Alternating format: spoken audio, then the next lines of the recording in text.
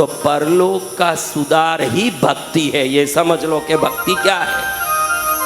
परलोक का सुधार ही भक्ति है। हम परलोक सुधार रहे हैं, इस लोक को तो सब सुधारते हैं। संसार में मूढ़ से मूढ़ प्राणी भी आज की रोटी की चिंता करता है। भारतवासी और भी आगे चल के अगले पीढ़ी की ही नहीं, अगले 7 पीढ़ी की नहीं, अपने अगले जन्म की ही नहीं, अगली गति की भी चिंता करते हैं। ये भारत में ही कोई विधर्मी को आप पूछो कि क्या अगले जन्म की चिंता है, कोई चिंता नहीं है उनके पास। और आप चिंता करोगे तो होशियार रहोगे, क्योंकि चिंता आगे की भी करो, उस चिंता से आपका कल्याण होगा। आगे के लिए क्या कर रहे हो? कोई दान कर रहे हो, कोई जप कर रहे हो, कोई पूजा कर रहे हो, और वो करते समय इस जन्म का ही सोच के करोगे तो वो सभी चीज़ें इस जन्म के लिए ही खर्च होंगे। क्योंकि हमारे सोच के हिसाब से, देखो भाई, किराने के दुकान में गए, पैसा दे के बोला 1 किलो तिल दो, वो क्या देगा? आप बोलो पैसा दे के 1 किलो चने की दाल दो, क्या देगा? अब चने की दाल मांगो न तिल दे देगा, ऐसे हो सकता है?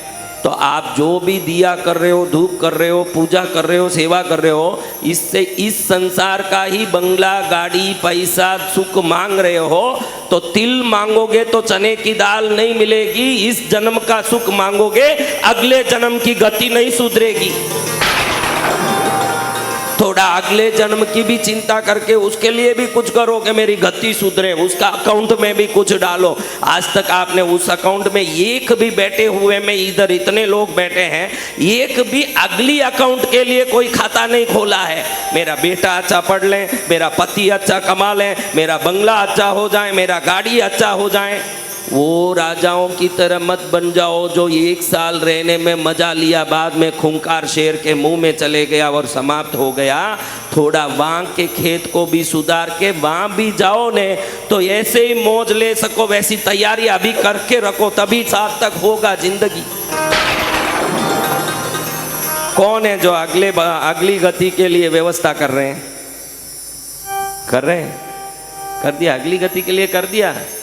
फालतू में ही हाथ उठाना, वे समझे कि हम तो बहुत ही ज्ञानी हैं, भक्त वाले हैं।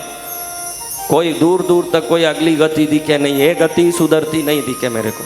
और मेरे सामने आपका कोई नाटक चलेगा ही नहीं। हाँ, चेहरे से बोल दूं कि कितने जन्म हुए ना, आगे कितने जन्म भटकेंगे। हाँ, तो महाराज अपना गति सुधरने ही कथाओं में आना है। भजन में, पूजन में, कथा में, रुद्राभिषेक में बैठो न, तो अपने सब संसार की बातें प्रभु से करने के बाद इतना करना कि संसार तो हाथ से छूट जाएगा। तुम्हारे में कौन ऐसी हो जिसकी गारंटी लेती हो कि मैं मरूंगी तो मेरा पति मेरे साथ आग में कूदेगा? बाप जी, मेरा ये गारंटी है। फिर उसके लिए काई माता फोड़ रही है? जब यूं यूं कर रही है तो माता इतनी क्यों फोड़ रही है? जब तेरे साथ तेरा बेटा नहीं कूदेगा, तेरा पति नहीं कूदेगा, और तू मरेगी तो भी साथ भगवान ही आएंगे, तो उनको अच्छे से पकड़ ले जो आने वाले हैं। खुद ही बोल रही है कि मेरे तो साथ आएंगे नहीं। तुम्हारी पत्नियां कितने भाई तुम मरते समय कूदने वाली है? आग में कौन कौन साथ में कूदेगी? हैं? कूदेगी? तुम्हारा मोबाइल फोन कहाँ है वो चेक करेगी तुम्हारे मरते ही, कहीं वो कहीं आग में न पड़ जाए। हाँ, आपको हंसी आ रही है, मैं एक बात बोलूँ ने तो आपकी हंसी मिट जाएगी। बोलूँ क्या?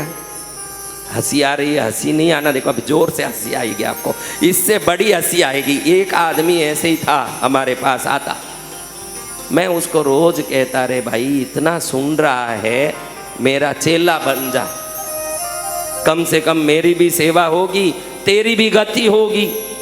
संत बनने में फायदा है ना, है कि नहीं भाई? बोलो, फिर बन जाओ। है तो फिर बन जाओ। तुमको समझ सब है, लेकिन उसको स्वीकारना नहीं है। समझ होना काफी नहीं है, समझ की स्वीकृति होनी चाहिए। सबको मालूम पड़े कि संत बना बहुत अच्छा है। संत कितने बन गए भाई? जब बहुत अच्छा है तो बन नहीं महाराज, पत्नी है, घर में परिवार है, कैसे छोड़ के आ सकते हैं? जिसको अच्छाई दिख गई तो वो सब कुछ छोड़ के आएगा। तुम मुंह से अच्छा है बोल रहे हो, मन से तो तुम्हारे लिए संसार ही अच्छा दिख रहा है, अच्छा कुछ नहीं है। मन से तो तुमको संसार ही अच्छा दिख रहा है। अगर साधुपना अच्छा सच्ची में दिख जाता, 1 मिनट में मेरी पंक्ति में रहते कि उधर रहते, बोलो।